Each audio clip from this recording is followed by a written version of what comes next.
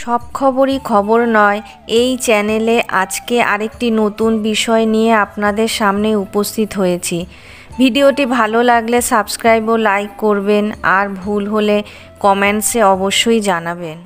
শ্রী রামকৃষ্ণদেবের 189তম জন্মতিথিতে আমাদের নিবেদন। শ্রী রামকৃষ্ণদেবের মূল্যবান কিছু কথা।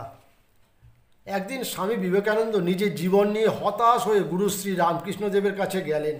গুরুকে জীবন সম্পর্কে প্রশ্ন করলেন। তার উত্তরে শ্রী রামকৃষ্ণদেব কিছু মূল্যবান উত্তর দেন, যেটা নরেনের জীবনের মোড় ঘুরিয়ে দিয়েছিল। স্বামীজি বললেন, আমি অবসর সময় খুঁজে পাচ্ছি না, জীবন আমার কাছে কঠিন হয়ে উঠেছে। গুরুদেব বললেন, কাজ তোমাকে ব্যস্ত করবে, কিন্তু সৃজনশীলতা তোমাকে অবসর দেবে। স্বামীজি বললেন, জীবন এখন কেন এত জটিল? গুরুদেব বললেন, জীবনের বিশ্লেষণ বন্ধ করো, তাতে জীবন আরও জটিল করে তোলে। স্বামীজি বললেন, কেন আমরা অসুখী? গুরুদেব বললেন, উদ্বেগ তোমার অভ্যাসে পরিণত হয়েছে, তাই তুমি অসুখী। স্বামীজি বললেন, কেন ভালো মানুষ সবসময় কষ্ট পায়? গুরুদেব বললেন, ঘর্ষণ ছাড়া হিরে মসৃণ করা যায় না, আর আগুন ছাড়া সোনা বিশুদ্ধ হয় না।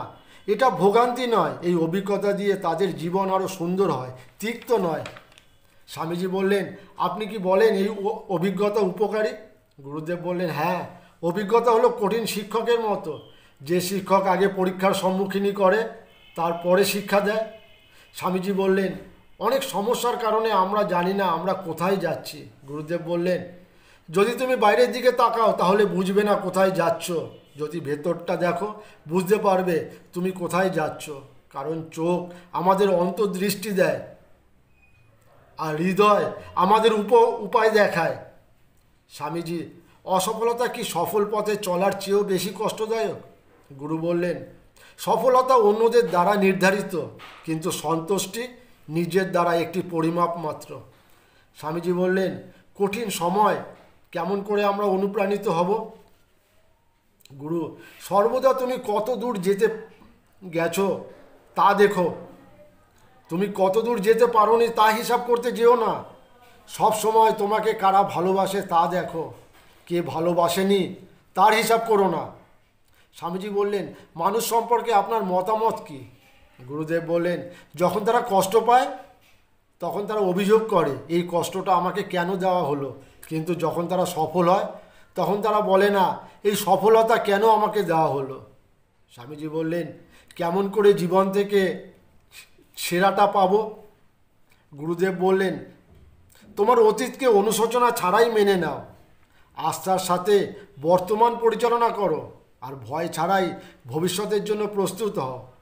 স্বামীজি বললেন, একটি শেষ প্রশ্ন। কখনো কখনো আমি মনে করি আমার প্রার্থনার উত্তর দেওয়া হয় না।